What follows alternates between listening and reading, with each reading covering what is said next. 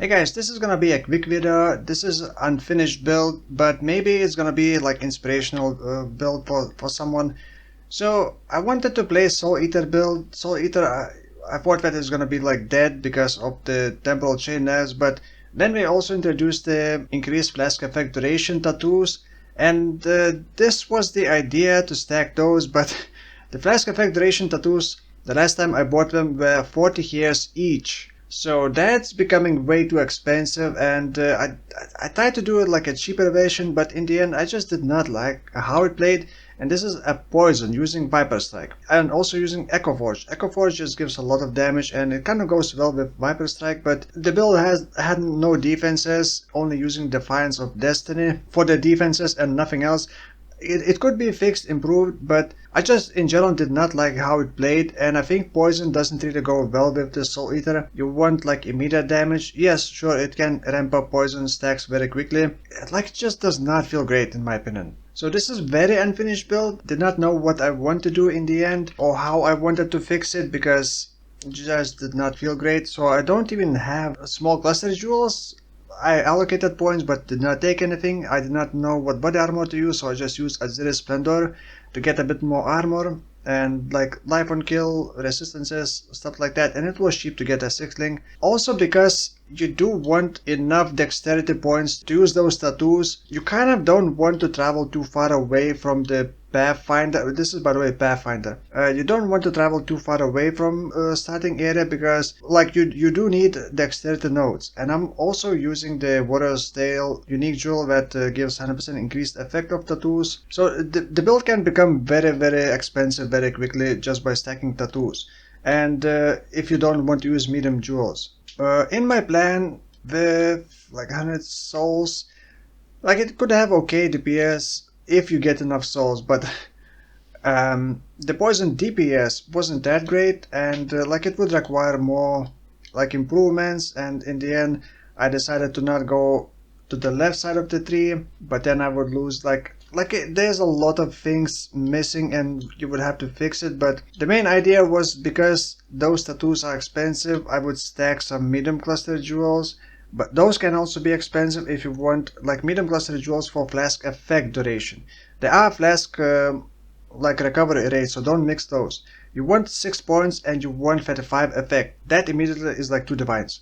Even like the base for crafting, 2 divines. So you want 35 effect, and then you want nothing else other than like attributes or like resistances, whatever you may need.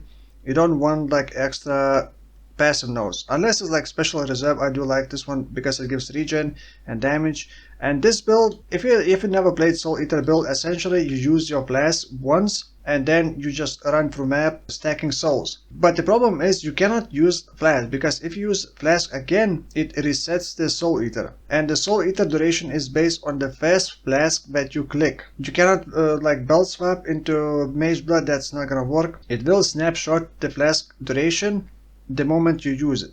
If you use another flask, like a healing flask, I do carry it just in case, it will remove all the souls obtained, but your Soul Eater will still be based on the first flask that gave that Soul Eater. So it's a bit tricky to play. You kind of want to be able to survive. You can survive by getting leech and instant leech, like 10% instant leech and life on hit.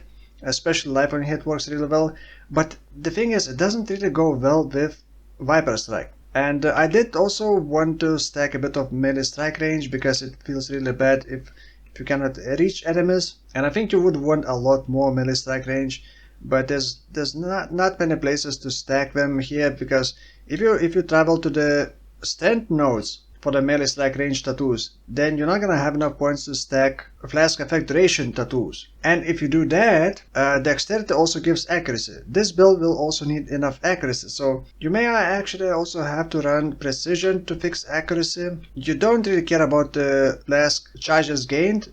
All you need is like use the flask once, and the Pathfinder only functions well because of the poison.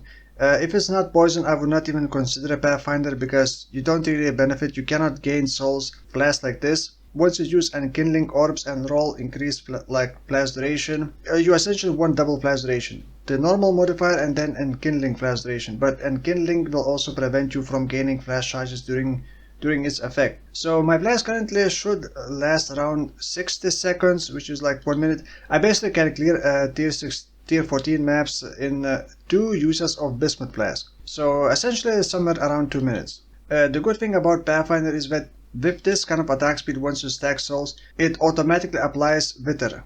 And Pathfinder does have increased Wither effect, which is very strong.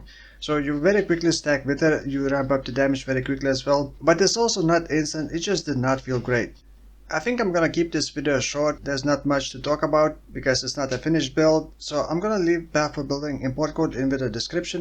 I will probably keep this build because I'm already doing another build which is kind of very weird, Repose plus Vengeance build with two-handed weapon.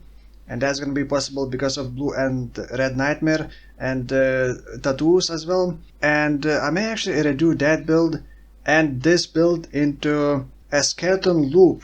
I'm gonna try a couple different ideas to see if that works. And if it does, I think it may actually turn out into a very potentially good mapping build. So until then, thank you for watching and I will see you next time.